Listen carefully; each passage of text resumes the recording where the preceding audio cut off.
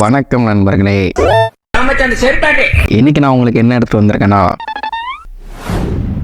இதான் 2024 YR4 asteroid எப்படி நம்ம இன்ட்ரோ. இவன் வேற என்னை ரொம்ப டார்ச்சர் பண்றான்டா. YR4ங்கிற ஆஸ்ட்ராய்டு பூமி வந்து இடிக்க போதாமே. மூஞ்ச சோகமா வச்சுக்கடா. அப்படி இடிச்சா ஜப்பான்ல போட்ட அணுகுண்டோட 500 மடங்கு அதிகமான சேதத்தை ஏற்படுத்துமா. அப்படி அந்த ஆஸ்ட்ராய்டு என்ன, அது இப்போ எங்கிட்ட இருக்கு, எப்போ வந்து இடிக்கும், இதெல்லாம் பற்றி தான் இந்த வீடியோவில் நம்ம தெரிஞ்சுக்க இருக்கோம். இந்த YR4ங்கிற ஆஸ்ட்ராய்டை சிலியில் இருக்கிற நாசா ஃபவுண்டட் பண்ணுற ஒரு அமைப்பான அட்லஸ்ங்கிற குரூப்பு தான் 2024 கண்டுபிடிச்சாங்க. அதனால தான் இதுக்கு 2024 YR4ங்கிற பேரையும் வச்சிருக்காங்க. இந்த ஆஸ்ட்ராய்டு எந்த அளவுக்கு பெருசுனா 40லேருந்து 90 மீட்டர் விட்டத்தில் இருக்கலாம்னு சொல்லப்படுது.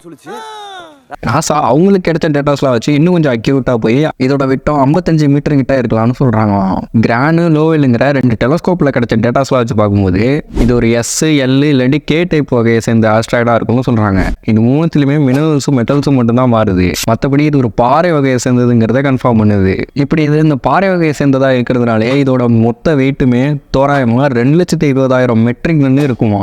எப்படி நம்ம பூமி தன்னை சுற்றிக்கிறதுக்கு 24 மணி நேரம் எடுத்துக்குதோ, அதே மாதிரி அந்த ஆஸ்ட்ராய்டுமே அதை தன்னை சுத்திக்கிறதுக்கு பூமியோட கணக்கு படி 19.5 நிமிஷம், கிட்டத்தட்ட 20 நிமிஷம் எடுத்துக்கணும். அப்போ ஸ்பீடாக சுத்ததுல இது தன்னை சுத்திக்கிறத கவனிக்கும் போதுதான் இன்னொரு விஷயமும் தெரிய வருது.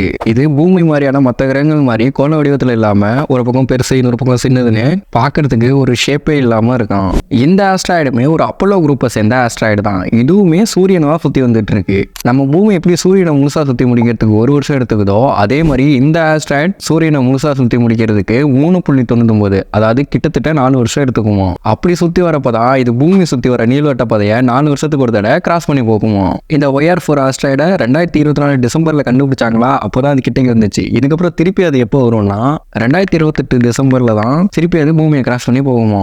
இப்போ உள்ள கால்குலேஷன் படி அப்போ வரப்ப வந்து இடிக்கிறதுக்கான வாய்ப்புகள் இல்லையா. ஏன்னா அது 7.92 மில்லியன் கிலோமீட்டர் தூரத்துல தான் பூமியை அது கிராஸ் பண்ணி போகுமா. அப்போ இது பூமி எப்பதான் இடிக்க போகுது, 2028 இடிக்க போறது இல்ல. அதுக்கப்புறம் 4 வருஷம் கழிச்சு 2032 டிசம்பர்ல தான் பூமியில் இடிக்க வாய்ப்பு இருக்கிறதா சொல்றாங்க. அது வரை இருப்போமா என்னன்னே தெரியல. ஆவியா வந்தாவது வீடியோ போடுறோம். இந்த ஆஸ்ட்ராய்டு பூமியில இருக்கிறதுக்கான வாய்ப்புங்கிறது 2024 டிசம்பர் கணக்குப்படி 1.2% தான் இருந்துச்சு. அதுக்கப்புறம் 2025 பிப்ரவரி 20 கிட்ட வந்தோன்னே அந்த பர்சன்டேஜ் 3.1 அதிகமாயிட்டு இப்போ அது பிப்ரவரி லாஸ்ட்ல திருப்பியும் 0.28% குறைஞ்சதா சொல்லி நாசா அவங்களோட அஃபிஷியல் வெப்சைட்ல போட்டிருக்காங்க. பின் குறிப்பு, நான் கண்டென்ட் எடுக்கிற வரையும் நாசாவோட அஃபிஷியல் வெப்சைட்ல அந்த 0.28% தான் இருந்தது. இப்போ வேணா மாறி இருக்க வாய்ப்பு இருக்கு. அப்படி இந்த ஆஸ்ட்ராய்டு பூமியில இடிக்கிறதுக்கான வாய்ப்பு மட்டும் தான் இருக்கான்னு கேட்டா அதான் இல்லை. இது 2032 டிசம்பர்ல பூமி கிட்ட வரும்ல, அப்ப நிலாவையும் இது 12,000 கிலோமீட்டர் தூரத்துல தான் கிராஸ் பண்ணி போகுமா. அப்படி போறப்ப கூட நிலாவோட இருப்பு திசையால அது நிலாவில போய் இடிக்கிறதுக்கான வாய்ப்பு இருக்கான். இதுக்கு 1% வாய்ப்பு இருக்கிறதா சொல்றாங்க. அப்படி இந்த ஆஸ்ட்ராய்டு பூமியில எந்தெந்த பகுதியில பாதிப்பை ஏற்படுத்தும்னு சொல்லியிருக்காங்கன்னா, பசிபிக் பெருங்கடல், சவுத் அமெரிக்கா, அட்லாண்டிக் பெருங்கடல், ஆப்பிரிக்கா, அரேபியன் தீபகற்பம், அப்புறம் இந்தியா, பங்களாதேஷ், இங்கெல்லாம் தான் இந்த ஆஸ்ட்ராய்டான பாதிப்பு ஏற்பட வாய்ப்புகள் இருக்கும். அப்படி அந்த பாறை வகையை சேர்ந்த ஆஸ்ட்ராய்டு பூமியோட வளிமண்டலத்துக்குள்ள வந்தோடனே வானத்திலேயே வெடிச்சு சிதறதுக்கான வாய்ப்புகள் தான் அதிகமாகும். அதே மாதிரி அவங்க கெஸ் பண்ண 17 கிலோமீட்டர் பர் செகண்ட்ல அது பூமியோட வளிமண்டலத்துக்குள்ள வந்து வெடிச்சதுன்னா 7.8 மெகாடன் TNT எனர்ஜியை ரிலீஸ் பண்ணுவோம். அதாவது ஜப்பானோட ஹிரோஷிமால போட்டாங்களே ஒரு அணுகுண்டு, அதோட 500 மடங்கு அதிகமான சேதத்தை ஏற்படுத்துமாம். அதுலேருந்து வர அந்த எனர்ஜி வேவுங்கிறது சுற்றி 50 கிலோமீட்டர் ரேடியஸுக்கு ஃபுல்லாக பெரிய பாதிப்பை ஏற்படுத்தி வச்சிருமோ. அதனால தான் மக்களே இதை துங்குஸ்கா ஈவெண்ட்டோட கம்பேர் பண்ணுறாங்க. துங்குஸ்கா ஈவெண்ட்னா என்னன்னா 1908 சைபீரியாவுக்கு மேலே இதே மாதிரி ஒரு 50லேருந்து 60 மீட்டர் விட்டத்தில் இருக்கிற பெரிய ஆஸ்ட்ராய்டு ஒன்று வானத்திலேயே வெடிச்சிருச்சு. அதுலேருந்தே கிட்டத்தட்ட 10லேருந்து 15 மெகாடன் TNT எனர்ஜி ரிலீஸ் ஆகிருக்கும். அதனால அங்கே இருக்கிற 2000 ஸ்கொயர் கிலோமீட்டரில் இருக்கிற 80 லட்சம் மரம் கிட்ட அப்படியே தரையோட தரையா சாஞ்சிருச்சான். அந்த அளவுக்கு பெரிய பாதிப்பு அது ஏற்படுத்தி இருந்துச்சான். இதை பற்றி இன்னொரு டீட்டெயிலான வீடியோவை நம்ம பார்ப்போம் தனியாக. அதனால தான் மக்களே இதை துங்குஸ்கா ஈவெண்ட்டோட கம்பேர் பண்ணுறாங்க. இந்த YR4 ஆஸ்ட்ராய்டும் அதே மாதிரி வானத்திலே வெடிச்சதுன்னா துங்குஸ்கா ஈவெண்ட் அளவுக்கு இல்லைன்னாலும் அந்த அளவு எனர்ஜியை நெருங்குற அளவுக்கு இருக்கிறதுக்கு வாய்ப்பு இருக்கும்.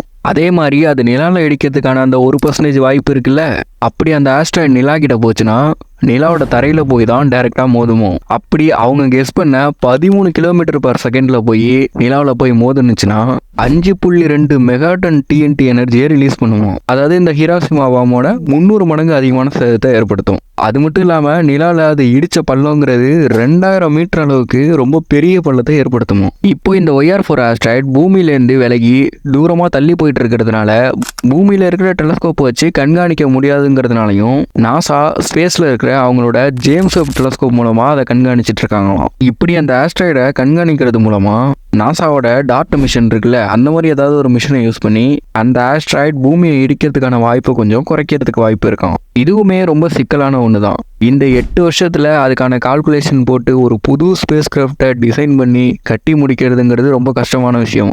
அதனாலேயே அவங்க 2028 திருப்பி வருதுல, அப்பயே ஏதாவது மிஷன்ஸை ரெடி பண்ணுறதுக்கான வாய்ப்பு இருக்கிறதாகவும் சொல்லப்படுது. அந்த ஆஸ்ட்ராய்டை பூமியோட ஆர்பிட்லேருந்து இன்னும் கொஞ்சம் தள்ளி போக வைக்க. ஓகே நண்பர்களே, இவ்வளோதான் இந்த வீடியோ. மறந்துடாமல் லைக், சப்ஸ்கிரைப், ஷேர்லாம் பண்ணிடுங்க. அடுத்து ஒரு இன்ட்ரெஸ்டிங்கான வீடியோவில் சந்திப்போம். Tata, bye by.